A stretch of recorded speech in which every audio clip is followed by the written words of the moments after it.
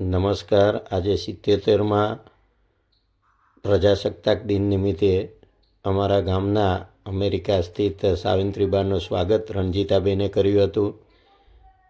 તેમજ વિઠ્ઠલ બાપાનું સ્વાગત અમારા જ ગામના વડીલ નરસિંહભાઈ સોમજીભાઈ પટેલ દ્વારા કરવામાં આવ્યું હતું અને સરસ મજાનો અને પોતાનું વક્તવ્ય આપ્યું હતું.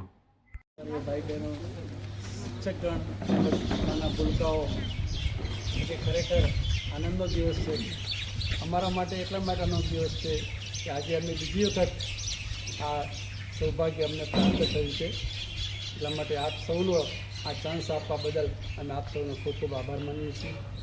આજનો આ દિવસ એટલે આપણા બંધારણનો દિવસ. આપણને આઝાદી તો 1947માં મળી ગઈ હતી, પણ એમનું બંધારણ ઘડતા લગભગ 3 વર્ષ થયા. ડૉક્ટર આંબેડકર અને એ બીજી કમિટી હતી 20-25 જણાની, એ લોકોએ સતત 3 વર્ષ સુધી મહેનત કરીને આપણને આ બંધારણ આપ્યું. અને આ બંધારણમાં એ લોકોએ બહુ જ મહેનત કરી હતી, કારણ કે બધા કાયદા જે બ્રિટિશ કાયદા હતા એનાથી જુદા જુદા કાયદા લઈ અને અમુક એ કાયદા મિક્સ પણ કર્યા હતા. એ રીતે આપણું ભારતનું આ બંધારણ ઘડ્યું અને આપણને એ બંધારણનો લાભ આપ્યો. અને આજે આપણે સૌ બધા એ બંધારણનો લાભ લઈ રહ્યા છીએ. માટે આપણે એ સર્વે નેતાઓને એ ખૂબ ખૂબ યાદ કરી આપણે તેને ખરેખર અભિનંદન આપવા જોઈએ.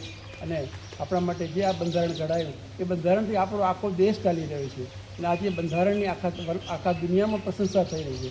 આજે યુરોપનું બંધારણ જુઓ કે આજે તમે ઇંગ્લેન્ડનું બંધારણ જુઓ, અમેરિકાનું બંધારણ જુઓ, એના કરતાં આપણા આ બંધારણમાં ઘણી બધી ફ્રીડમ આપણને આપી છે. દરેક ધર્મ માટે કયો ધર્મ કરવો, શું કરવો, એ બધી છૂટછાટ આપણને આ બંધારણમાં આપી છે. એટલે આપણે ખરેખર આપણું બંધારણ દુનિયામાં મોટામાં મોટું ગ્રેટેસ્ટ બંધારણ ગણાય છે. આજે આ બંધારણે આપણા દેશની કેટલી બધી પ્રગતિ અપાવી કે તે અમેરિકા લગભગ 260 વર્ષ પહેલાં આઝાદ થયું અને આપણું ભારત લગભગ 70-75 વર્ષ પહેલાં આઝાદ થયું. પણ એને જે 70-75 વર્ષમાં જે હાંસલ કર્યું એ અમેરિકાને હાંસલ કરતાં ઘણી વાર લાગી હતી. કારણ કે અમેરિકાનું બંધારણ યુરોપિયન બંધારણની સાથે બંધાયેલું હતું, એટલે એમાં એટલી બધી છૂટછાટ નથી.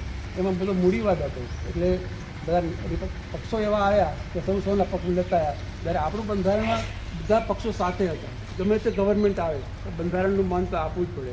જ્યારે બીજા કન્ટ્રીમાં આ બંધારણ પક્ષ પ્રમાણે થતું હતું, એટલે એ લોકો બહુ આગળ લાવી શક્યા. આજે ખરેખર અમને ખૂબ ખૂબ આનંદ થાય છે કે નાના ભૂલકાઓ આજે ઠંડીમાં આવીને પણ આજનો દિવસ શોભાવ્યો અને અમને આ પ્રસંગનો લાભ આપવા બદલ અમે શિક્ષક સાહેબનો તેમજ બહેનનો પણ ખૂબ ખૂબ આભાર માનીએ છીએ. અને આપ સર્વે ઠંડીમાં અહીંયા આવ્યા અને આ સભા વધારી તે બદલ ગ્રામજનોનો પણ ખૂબ ખૂબ આભાર.